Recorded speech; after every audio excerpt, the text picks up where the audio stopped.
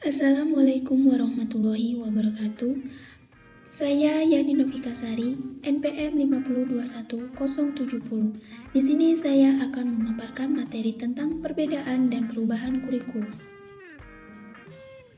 Landasan kurikulum. Landasan kurikulum dibagi menjadi 5 bagian, antara lain sebagai berikut. 1. Filosofis. Landasan filosofis dalam mengembangkan kurikulum ialah asumsi-asumsi atau rumusan yang didapatkan dari hasil berpikir secara mendalam, analitis, logis, dan sistematis atau filosofis dalam merencanakan, melaksanakan, membina, dan mengembangkan kurikulum. 2. Sosiologi. Landasan sosiologis kurikulum adalah asumsi-asumsi yang berasal dari sosiologi yang dijadikan titik tolak dalam mengembangkan kurikulum.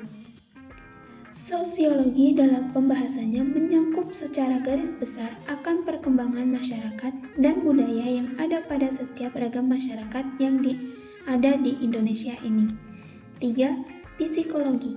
Nilai-nilai asasi atau fitrah anak. Dalam proses pendidikan terjadi interaksi antara individu, yaitu antara peserta didik dengan pendidik, dan juga antara peserta didik dengan orang-orang yang lainnya. Manusia berbeda dengan makhluk lainnya seperti binatang, benda, dan tumbuhan, karena salah satunya yaitu kondisi psikologis yang dimilikinya. 4. Yuridis.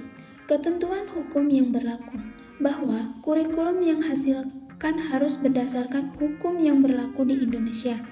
Hukum-hukum yang berlaku di Indonesia dijadikan pijak dalam pengembangan kurikulum atau sebagai acuan dalam melaksanakan kegiatan-kegiatan dalam kurikulum yang telah dibuat.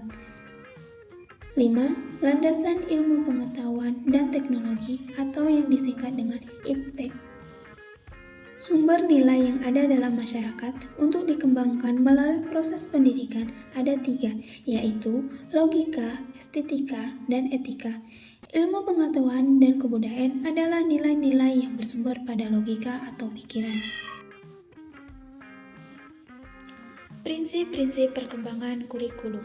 1. Prinsip relevansi. 2. Prinsip fleksibilitas. 3. Prinsip kontinuitas. 4. Prinsip efisiensi. 5. Prinsip efektivitas. Perubahan dan perkembangan kurikulum di Indonesia. 1. Kurikulum tahun 1947. Perubahan arah pendidikan lebih bersifat politis, dari orientasi pendidikan Belanda ke kepentingan nasional. Saat itu mulai diterapkan Pancasila sebagai asas pendidikan. Kurikulum ini juga disebut dengan Rencana Pelajaran 1947, namun baru dilaksanakan pada tahun 1950. 2. Kurikulum 1957. Rencana Pembelajaran Terurai atau Kurikulum 1952 merupakan kurikulum di Indonesia yang berlaku sejak tahun 1952. Pembentukannya sebagai penyempurnaan dari Perencanaan Pembelajaran 1947 atau Kurikulum 1947. Dalam kurikulum ini, Indonesia sudah mulai membentuk suatu sistem pendidikan nasional. 3. Kurikulum 1964. Kurikulum ini mencirikan bahwa pemerintah mempunyai keinginan agar rakyat mendapat pengetahuan akademik untuk pembekalan pada jenjang SD, sehingga pembelajaran dipusatkan pada program Pancawardhana, yaitu pengembangan moral, kecerdasan, emosional atau estetik, kepribadian atau keterampilan, dan jasmani. 4. Kurikulum 1968. Kurikulum 1968 menekankan pendekatan organisasi materi pembelajaran, kelompok pembinaan Pancasila, pengetahuan dasar, dan kecakapan khusus. 5. Kurikulum 1975. Kurikulum 1975 menekankan pada tujuan agar pendidikan lebih efektif dan efisien. 6. Kurikulum 1984. Kurikulum 1984 mengusung fresh skill approaches atau metode pembelajaran menggunakan konsep CBSA, atau dengan kata lain, siswa menjadi subjek dalam pembelajaran karena siswa diberikan kesempatan untuk aktif secara fisik, mental, intelektual, dan emosional. 7. Kurikulum 1994. Kurikulum 1994 bersifat populis, yaitu yang memberlakukan satu sistem kurikulum untuk semua siswa di seluruh Indonesia. Kurikulum ini bersifat kurikulum inti sehingga daerah yang khusus dapat mengembangkan pengajaran sendiri sesuai dengan lingkungan dan kebutuhan masyarakat sekitar. 8.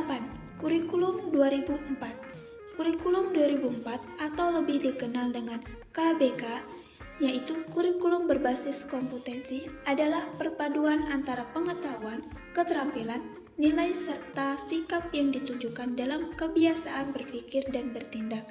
9. Kurikulum 2006. KTSP adalah kurikulum operasional yang disusun, dikembangkan, dan dilaksanakan oleh setiap satuan pendidikan dengan memperhatikan standar kompetensi dan kompetensi dasar yang dikembangkan Badan Standar Nasional Pendidikan atau disebut dengan BNSP. 10. Kurikulum 2013. Kurikulum 2013 adalah dengan mengembangkan sikap, pengetahuan, serta keterampilan. Oleh sebab itu, dengan hadirnya kurikulum 2013, siswa sekolah di Indonesia, terutama sekolah-sekolah yang memakai kurikulum ini, bisa mengembangkan tingkat aspek tersebut. 11. Kurikulum Merdeka.